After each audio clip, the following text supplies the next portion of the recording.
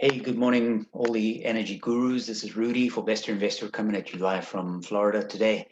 I'm going to be traveling in a short while, so I probably won't be around for a few days, but I'll still check in on my mobile phone to see all your messages. What I thought we can do today is spend a little bit of time exploring President Biden's executive order as it relates to the Keystone pipeline project. And I'm going to go through the executive order. I've actually read it and highlighted sections of it so I can do it fairly quickly. But I think before we do that, we just need to do a quick little bit of study on geography and history, which I'm going to do very, very quickly. Let me just share my screen here and get this thing going. So the first thing that I want to share with you that you probably should be aware of is the Bering Sea. The Bering Sea and the Bering Strait. So if you can follow my cursor up there on the screen, the Bering Strait runs between Russia and the northern part of Alaska, and the Bering Sea is a huge strip of ocean with the international line kind of, if you follow my cursor, they're sort of running along that line there. So the reason why I'm sharing this with you is because the Bering Sea comes up in the conversation on the executive order as it relates to the Keystone Pipeline. And we, as in the United States, and our President Joe Biden, does not have authority to ban anyone from drilling in the Bering Sea, but they certainly could say at least impede people from drilling in the Bering Strait or the Bering Sea in what is considered U.S. waters. So this is just a little bit of geography, just in terms of showing you where it is and what we're talking about when we talk about the Bering Sea. The other thing I want to highlight for you here is that on Monday, and you'll notice I am quoting CNN Politics, so I'm not at all concerned about biased news reporting, because everybody knows that CNN is completely unbiased. On Monday, July the 6th, the Supreme Court dealt a major blow to the Keystone XL project. What's important here is that you notice that it is the Keystone XL project and not the Keystone project. I'm going to come back to that one in a minute. The Supreme Court on Monday cleared the way for several pipeline projects to proceed under a fast-track permitting process, but excluded the controversial Keystone XL. The gas pipelines must undergo a lengthy permitting and regulation process in order to build across bodies of water. So that was kind of where they got stuck. The Supreme Court on Monday invalidated a lower court ruling in part that allowed projects to go ahead while the environmental reviews are being done, but excluded the Keystone XL. The Keystone XL pipeline must still abide by the arduous environmental review process, the justices ruled. Right now, the Keystone pipeline system stretches more than 2,600 miles from Hardisty, Alberta, Canada, east into Manitoba, Canada, and then down to Texas, according to the parent company TransCanada, which is now called TC Energy. One last quick one over here. What is the Keystone XL? It is the pipeline extension and an expansion of the company's existing Keystone pipeline system, which has been in operation since 2010. So more than 10 years already. The Keystone XL pipeline would transport 830 barrels of Alberta tar sands oil per day to refineries on the Gulf Coast of Texas. Some 3 million miles of oil and gas pipelines already run through our country, being the United States, but the Keystone XL wouldn't be your average pipeline, and tar sand oil isn't your average crude. I want you to pay careful attention here in terms of what it is that I'm sharing with you, because the major impact to the rejection of the Keystone XL extension to the existing Keystone pipeline impacts Canada, and specifically Alberta, and their tar sands oil much more than any American driller. The Keystone XL pipeline map. The first, a southern leg, has already been completed and runs between Cushing, Oklahoma and Port Arthur, Texas. The second segment is the currently contested 1,209-mile-long northern leg, which is a shortcut of sorts that would run from Hardisty, Alberta, through Montana and South Dakota to Steel City, Nebraska. The U.S. State Department under President Barack Obama declined to grant the northern leg of the Keystone XL project, the permit required to construct, maintain, and operate the pipeline across the US-Canada border. The US State Department, under President Obama, declined to grant the northern leg of the Keystone XL project the permit required. What does that look like? Here's a little map. There's Hardisty, Alberta. This is the province of Alberta. It's very rich in tar sands oil. There is a nicer name for tar sands, but I suppose you could call it shale or fracking. But the tar sands is under the boreal forests of Alberta. It's not an easy task extracting the oil. But anyway, the existing Keystone flows from Hardisty. It goes through Saskatchewan, which is another prairies province in Canada, into Manitoba, and then it turns a sharp right going south, and you can see the existing pipeline here. So this dotted line over here is the proposed Keystone XL extended pipeline. So guys, that's a little bit of background and history for you. So if you want to stick with me on this particular video, what I'm going to do now is I'm actually going to go through Biden's entire executive order that he signed with you. But as I said, I've read through the thing and I've highlighted the sections that will probably be of most interest to you as an energy investor. So I'm going to see you on the other side. This is what you came for. This is what you came for. I'm over. This is what you came for. I'm over. This is weird. She said, I'm ready.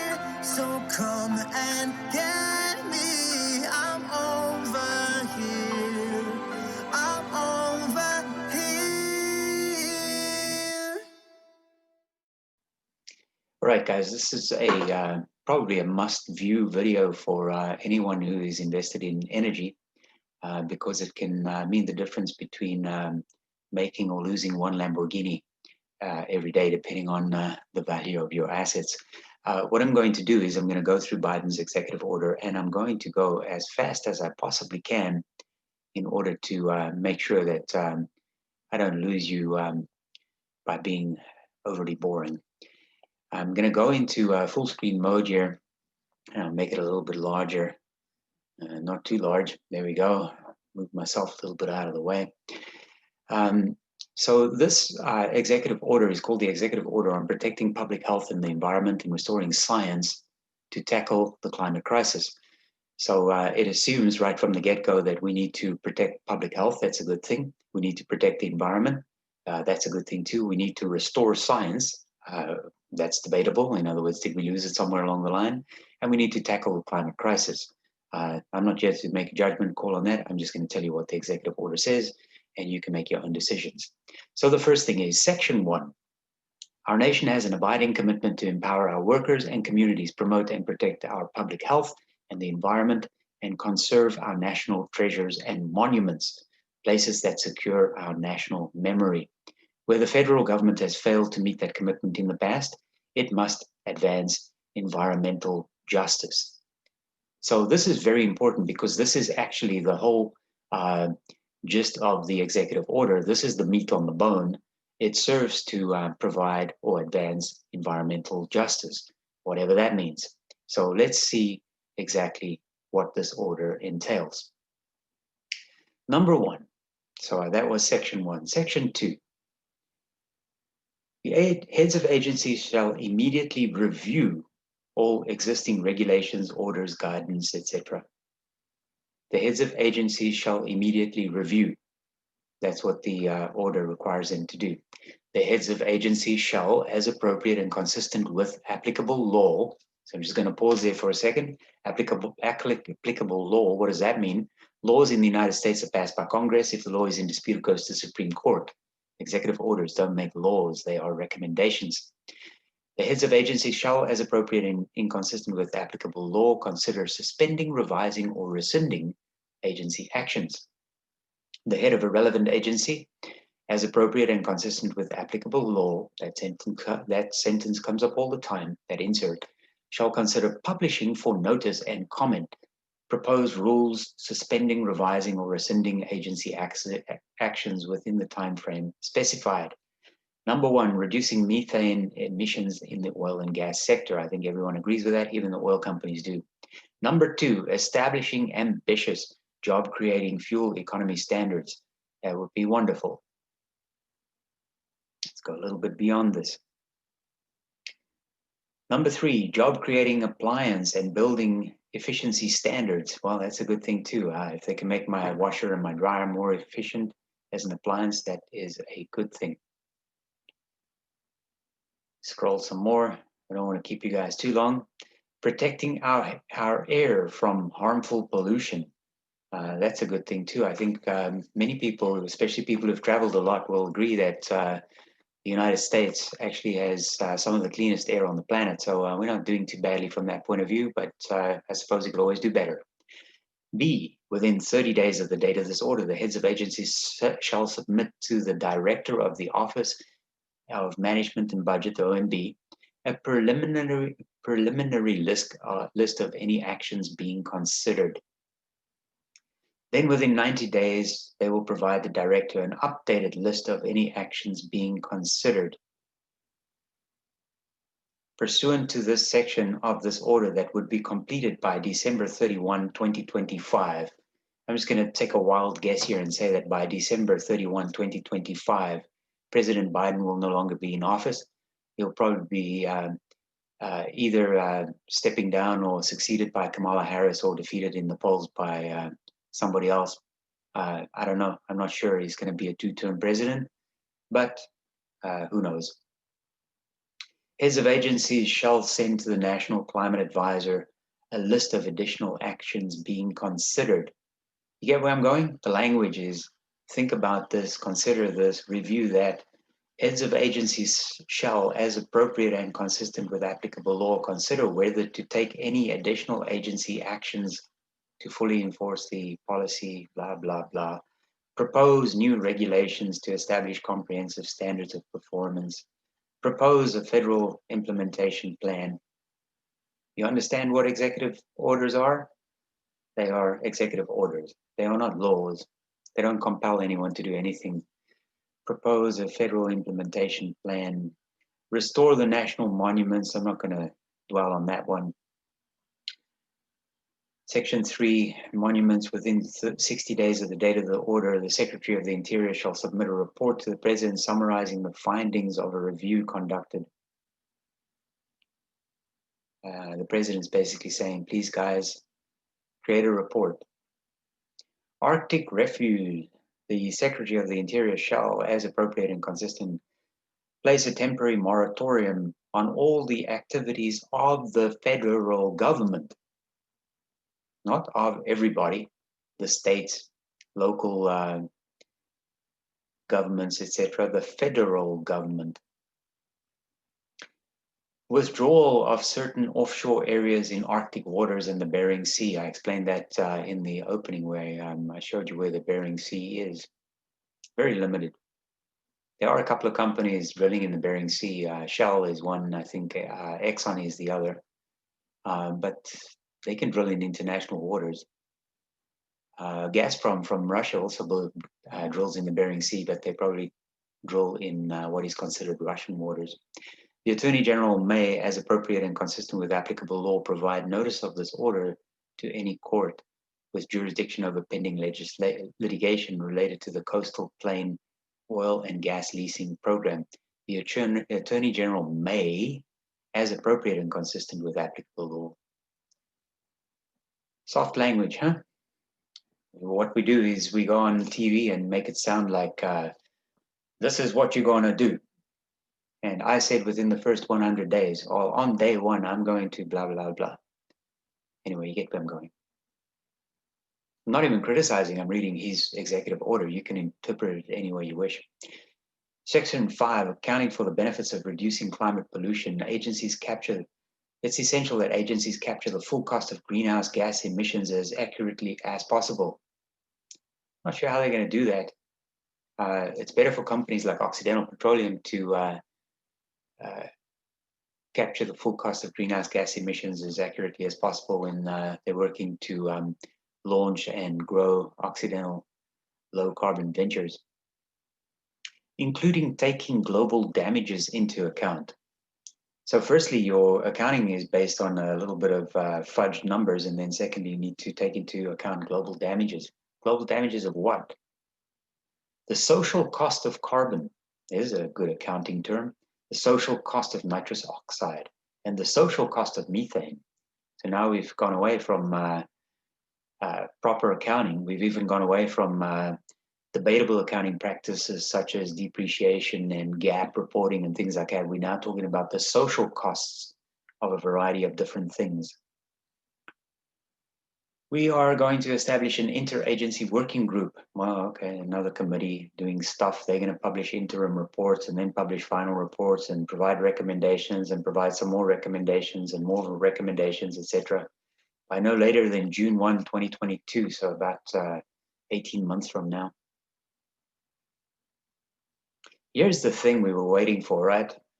Section 6, revoking the March 2019 permit for the Keystone XL pipeline. Well, I kind of just showed you a minute ago that the Supreme Court had already done that in June of 2020. But however, it revokes the March 2019 permit for the Keystone XL pipeline, which was a presidential permit to construct, connect, operate, and maintain pipeline facilities at the international border of the United States and Canada. So this is very, very specific. Firstly, it's the Keystone XL pipeline. And if you didn't see my intro, or if you missed what I was explaining in terms of Keystone XL, then go back. And secondly, it's very geographically specific to construct, connect, operate, and maintain pipeline facilities at the international border of the United States and Canada. If you ask me, and I know you didn't, this penalizes Canada, and especially Alberta and the Tarsands, much, much more than any US interest. The proposed Keystone XL pipeline would not serve the US national interest. Sorry, I just said that. The US must prioritize the development of clean air energy economy, which will in turn create good jobs. Please define good jobs for me. Is that unionized jobs? Is it high-paying jobs? Is it jobs that provide 40 hours a week? Or like, is it creating jobs for people with unique abilities? What the heck of create good jobs? What does that mean? Climate change has had a growing effect on the US economy, with climate-related costs increasing over the last 4 years. The most growing effect that climate change has had on the US economy are the people making money off climate change. So all strength to them, good luck to them. Some people like Al Gore and his cohorts are doing very well. We need to create well-paying union jobs as part of the climate solution. Maybe create good jobs means create well-paying union jobs, but even that is not defined. Like, what the heck does that mean? Section D, the Keystone XL pipeline disserves the US national interest. Yeah, it would be a great benefit to Canada. Here's that thing, build back better. Every time you see one of the socialist, Democrat, socialist-minded governments, like the European Union, even nowadays Boris Johnson talking about build back better, you got to know, like, there's some kind of a globalist agenda that's being followed here, because too many people are saying build back better. Why would they use the same words, all these different people? Most greenhouse gas emissions originate beyond our borders. Leaving the Keystone XL pipeline permit in place would not be consistent with my administration's economic and climate imperatives.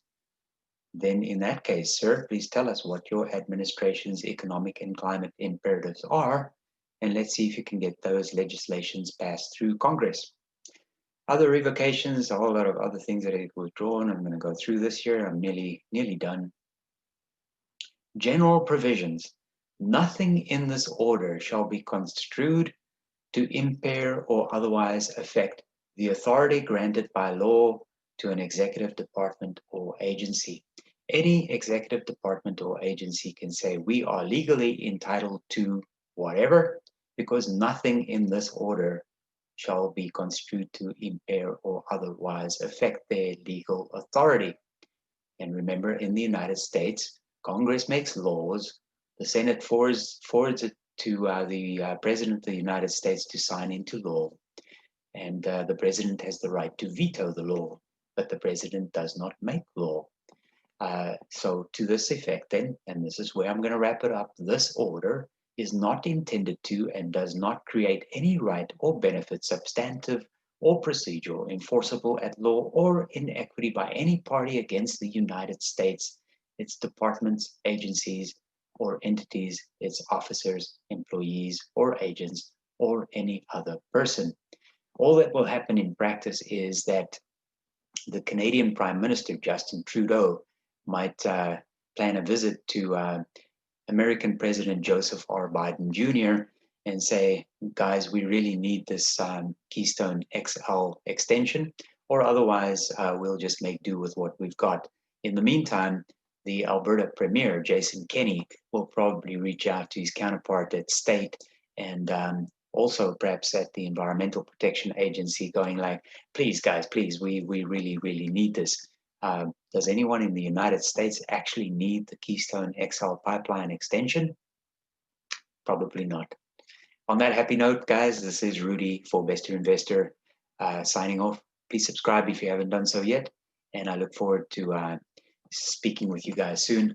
I'm going to hit the road for a few days. I'm going to go up to Tampa, Florida, and I'll be back next week. But I will be checking my mobile phone to see all your comments about this video and more. Thanks, guys. Thanks for watching. Stay safe. Bye-bye.